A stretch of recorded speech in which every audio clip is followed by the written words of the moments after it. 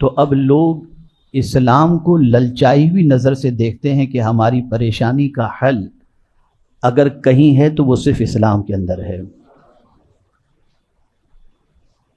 ساتھ ہی ساتھ افسوس کے ساتھ یہ بھی کہنا پڑتا ہے کہ جو ذوق و شوق میں نے دیگر اقوام کو اسلام پڑھنے سے متعلق دیکھا، پیدائشی مسلمان کے اندر اس کا 1% بھی میں نے نہیں دیکھا۔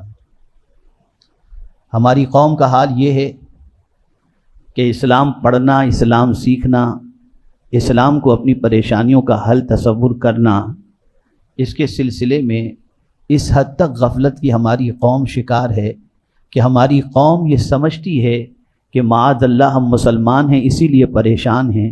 میرا یہ جملہ ذہن میں رکھیں، آپ سچے مسلمان ہو جائیں ساری پریشانیاں خود بخود دور ہو جائیں گے۔ اسلام پریشانیوں کو مٹانے کے لیے ہے، پریشانیاں بڑھانے کے لیے نہیں۔ سن 1446 ہجری ہم سے رخصت ہوا اور ہم اور آپ 1447 ہجری کے اندر قدم رکھ چکے ہیں۔ گزشتہ سال ہم نے کیا کیا؟ گزشتہ سال امت مسلمہ کی سچویشن کیا رہی اور گزشتہ سال میں ہماری نیکیوں کا حال کیا رہا؟ مسلمانوں کا گراف علمی اعتبار سے، عملی اعتبار سے، اکنومیکل اعتبار سے کیسا رہا؟ تو ہم اگر اس کا جائزہ لیں تب جا کر آئندہ سال یعنی یہ شروع ہونے والے سال کو ہم صحیح طور پر تعمیر کے سلسلے میں اپنی زندگی اور علمی اعتبار سے اسٹرانگ ہونے کے سلسلے میں کوشش کر سکیں گے۔ گزشتہ سال جاتے جاتے ایک اچھی خبر دے کر کے گیا کہ ظلم کا پہاڑ توڑنے والا خود اپنے انجام پہ پہنچنے کے قریب ہو گیا۔ غزہ کے وہ مسلمان جو دانے دانے کے لیے ترس رہے تھے، اور میں سمجھتا ہوں کہ جس طرح سے نسل کشی غزہ کے مسلمانوں کی گئی تھی، ان کی آہوں نے، ان کی دعاؤں نے باب اجابت سے ٹکرانے کے بعد، اللہ کی رحمت کو جوش میں لانے کے بعد، وہ ظالم جس نے غزہ کے مسلمانوں پر بے تحاشا بمباری کی تھی، جیسا غزہ کا حال ہوا ویسا ہی قدرت نے اس کا بھی حال کر دیا ہے۔ اللہ تعالیٰ آقا کریم صلی اللہ علیہ وسلم کے صدقہ و طفیل امت مسلمہ کو عروج عطا فرمائے، مصیبتوں کے بادل ختم ہو جائیں، چین و سکون کی زندگی نصیب ہو اور پوری دنیا میں انسان امن و شانتی کے ساتھ اپنی زندگی گزارنے لگ جائیں۔ چونکہ آپ جانتے ہیں کہ اس ماہ مبارک کے آتے ہی پوری دنیا کے انسانوں کے دل میں امام عالی مقام رضی اللہ تعالیٰ عنہ کی قربانی کی یاد تازہ ہو جاتی ہے۔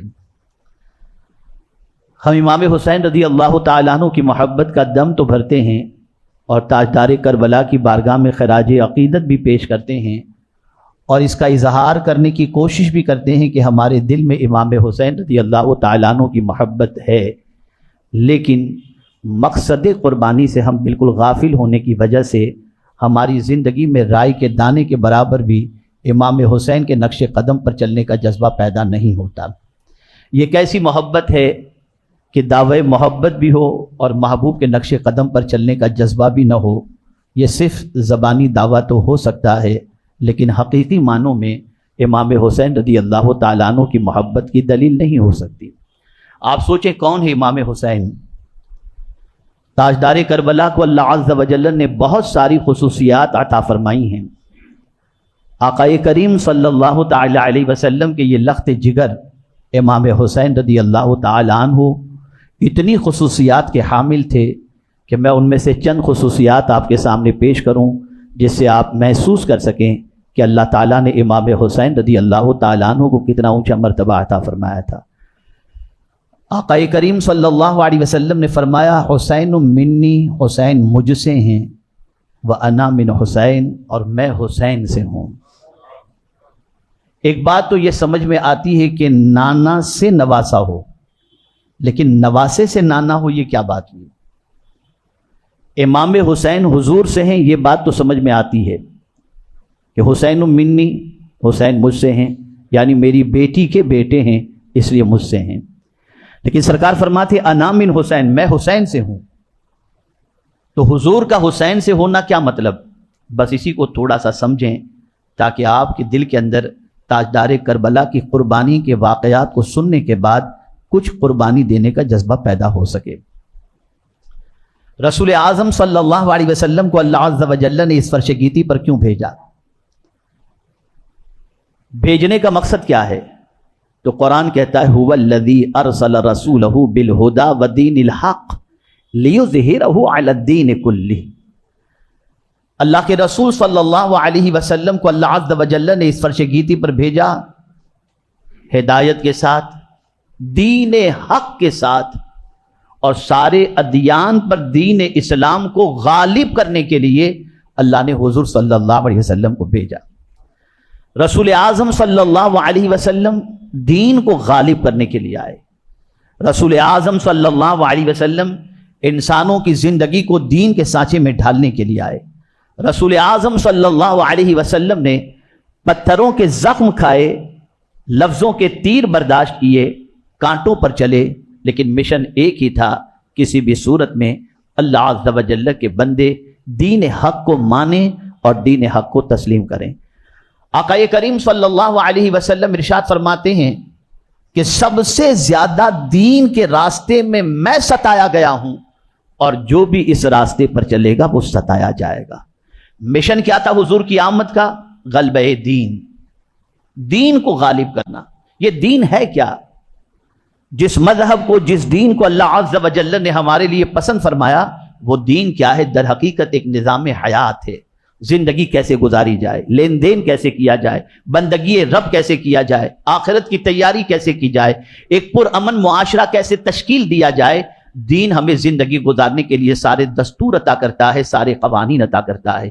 سب سے زیادہ مسلمان کہلانے والے مسلمان دین سے سب سے زیادہ غافل ہیں، اور اپنی زندگی گزارنے کے لیے دین سے رہنمائی حاصل کرنے کی بجائے پکچر اور سیریل سے رہنمائی حاصل کرتے ہیں۔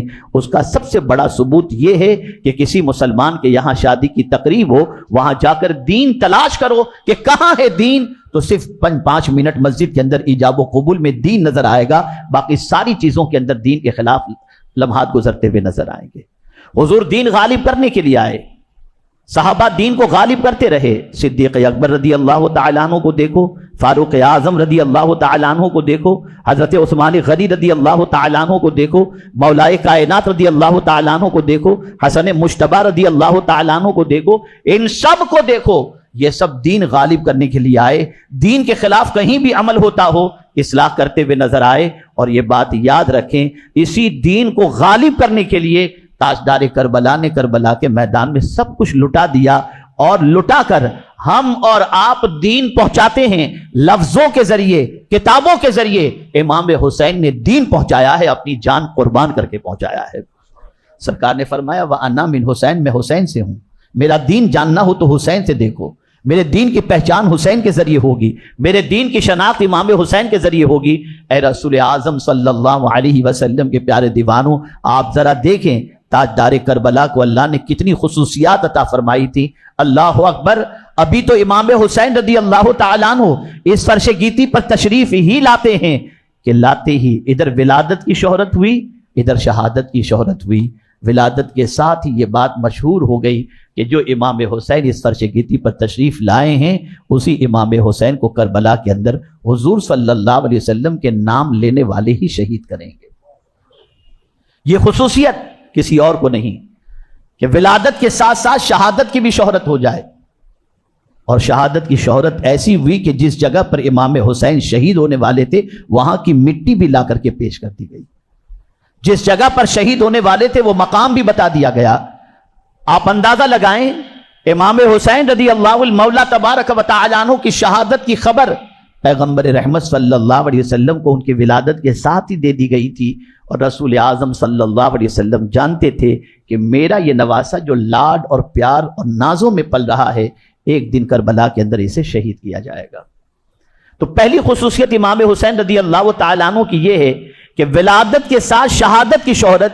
لیکن میں نے تاریخ کی تقریباً کتابوں کو کھنگال کر کے دیکھا، نہ امام حسین کی ماں کا کوئی جملہ میری نظر سے گزرا، نہ ان کے والد کا کوئی جملہ گزرا، نہ پیغمبر رحمت صلی اللہ علیہ وسلم کا کوئی جملہ گزرا کہ اے اللہ حسین کو شہادت سے بچا لینا، نہیں نہیں، اللہ اکبر، جملہ گزرا تو بس اتنا گزرا، اے اللہ حسین کو صبر و استقامت کا پہاڑ بنا دینا۔ موت سے ہر کوئی ڈرتا ہے، موت سے اپنی اولاد کو بچانے کی ہر کوئی تمنا رکھتا ہے، لیکن اللہ اکبر، کاتب تقدیر نے شہادت لکھ دی تھی، لیکن نہ والدہ کی طرف سے شہادت کے رکنے کی دعا ہو رہی ہے، نہ والد کی طرف سے شہادت کے رکنے کی دعا ہو رہی ہے، نہ نانا جان کی طرف سے شہادت کے رکنے کی دعا ہو رہی ہے، اس لیے کہ جانتے تھے کہ شہادت کوئی چھوٹی ڈگری نہیں ہے، یہ بہت بڑی ڈگری ہے، اور ایک انسان بستر پر لیٹے لیٹے بھی مرتا ہے، اور ایک انسان راہ خدا کے اندر بھی جان دے دیتا ہے۔ موت اس کے وقت پر آ کر کے رہتی ہے، لیکن راہ خدا میں اگر کوئی جان دے دے تو وہ مر کر کے بھی ہمیشہ کے لیے زندہ ہو جایا کرتا ہے۔ اے رسول اعظم صلی اللہ علیہ وسلم کے دیوانوں، صرف اتنا سا سوچو، شہادت اس میں ہوتا کیا ہے؟ گردن کاٹی جاتی ہے، ہاتھ کاٹا جاتا ہے، پیر کاٹے جاتے ہیں، عجیب سچویشن ہوتی ہے، نہ جانے کتنی تکلیفوں سے گزرنا پڑتا ہے، تب جا کر انسان شہادت کے مرتبے کو پہنچتا ہے۔ آج ہمارا حال یہ ہے کہ دین کے راستے میں رائی کے دانے کے برابر بھی تکلیف برداشت کرنے کو تیار نہیں۔ سر میں درد ہے نماز گل، پیٹ میں درد ہے نماز گل۔ ہمارا حال یہ ہے کہ تھوڑی سی تکلیف بھی دین کے سلسلے میں برداشت کرنے کو تیار نہیں۔ لیکن وہ کتنے عظیم تھے امام حسین کہ راہ خدا میں آنے والی ہر تکلیف کا خندہ پیشانی کے ساتھ امام حسین نے استقبال کیا، اور تاجدار کربلا نے اللہ کی بارگاہ کے اندر کوئی شکایت بھی نہیں کی کہ میرے مولا میں تیرے نبی کا نواسا ہوں اور میرے ساتھ یہ سلوک نہیں۔ مولا جس میں تو راضی ہے اس میں حسین بھی راضی ہے۔ ایک خصوصیت تو امام حسین کی یہ تھی کہ آپ کی ولادت کے ساتھ ساتھ آپ کی شہادت کی شہرت ہوئی۔ دوسری خصوصیت آپ کو بتاؤں گا تو حیرت ہوگی۔ رسول رحمت صلی اللہ علیہ وسلم کے ایک ران پر، ایک زانو پر امام حسین تھے، اور دوسرے زانو پر حضرت ابراہیم تھے رضی اللہ تعالی عنہ، جو رسول اعظم صلی اللہ علیہ وسلم کے صاحبزادے تھے۔ فرشتہ آتا ہے اور رسول رحمت صلی اللہ علیہ وسلم سے عرض کرتا ہے، دونوں میں سے ایک کو اللہ عز و جل نے طلب فرمایا ہے، آپ چاہیں تو ابراہیم کو حسین پر قربان کر دیں، اور چاہے تو حسین کو ابراہیم پر قربان کر دیں۔ سرکار نے اپنے بیٹے کے حوالے سے فرمایا، میں چاہتا ہوں حسین زندہ رہے، اگر میرے بیٹے کو اللہ عز و جل قبول فرما لے تو میں دینے کے لیے تیار ہوں۔ امام حسین پر حضور نے اپنے لخت جگر کو قربان کیا، اپنے لخت جگر کو قربان کیا۔ آپ اندازہ لگائیں اس سے مقام حسین کیا ہے، اور رسول رحمت صلی اللہ علیہ وسلم کی نگاہوں میں امام عالی مقام رضی اللہ تعالیٰ عنہ کا درجہ کیا ہے۔ تیسری خصوصیت، اللہ عز و جل نے امام عالی مقام رضی اللہ تعالیٰ عنہ کی پیشانی اور چہرے کو اتنا منور کیا تھا، اتنا روشن کیا تھا کہ علامہ جامی رحمت اللہ تعالی علیہ فرماتے ہیں کہ اگر اندھیرے میں امام حسین رضی اللہ تعالیٰ عنہ چلا کرتے تھے تو ان کے چہرے اور پیشانی کے نور سے علاقہ روشن ہو جایا کرتا۔ یہ تھے امام حسین۔ اے رسول اعظم صلی اللہ علیہ وسلم کے دیوانوں، تاجدار کربلا نے اس لیے جان نہیں دی اور نہ اعوان و انصار قربان کیے کہ تم کھچڑے کھایا کرو،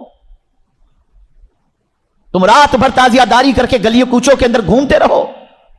اس لیے امام حسین نے جان نہیں دی کہ صرف تم ان کے نام پہ شربت پیا کرو۔ میں یہ نہیں کہتا کہ تم شربت نہ پلاؤ، میں یہ نہیں کہتا تم کھچڑا نہ کھلاؤ، میں یہ نہیں کہتا تم سبیلے نہ لگاؤ، لیکن میں یہ ضرور کہوں گا امام حسین سے سچی محبت ہے تو تمہیں قسم کھانی پڑے گی، عہد کرنا پڑے گا کہ آج کے بعد ایک وقت کی نماز ہم کبھی قضا نہیں کریں گے۔ تمہیں عہد کرنا پڑے گا کہ ہم ظالم کے سامنے نہیں جھکیں گے۔ تمہیں عہد کرنا پڑے گا ہم امام حسین رضی اللہ تعالیٰ عنہ کے نقش قدم پر چلتے ہوئے حلال اور حرام کی تمیز کا خیال کریں گے۔ یہ خراج عقیدت صرف نہیں ہے کہ ان کے نام پہ کھچڑا کھلا دیا کرو یا کھا لیا کرو، سب سے بڑا خراج عقیدت یہ ہے کہ جس مشن کے لیے امام نے سب کچھ لٹا دیا تم اس مشن پر چلو تاکہ امام حسین راضی ہو جائیں۔ جمعہ کے مختصر سے وقت میں تفصیلی خطاب تو نہیں کر سکتا، لیکن یہ کلمات خیر میں آپ کی سماعتوں کے حوالے کیا اس امید پر کہ آج پہلی تاریخ ہے ماہ محرم شریف کی، آج ہی سے اپنے آپ کو سنوارنا شروع کر دو۔ بس اتنا کہوں گا، ایسے بن جاؤ کہ امام حسین دیکھیں تو راضی ہو جائیں، یہ سچا میرا وفادار ہے۔ زنا سے بچو، آوارہ گردی سے بچو، گندی فلموں سے بچو، جھوٹ سے بچو، شراب سے بچو، آوارہ گردی سے بچو، ان ساری چیزوں سے بچ کر امام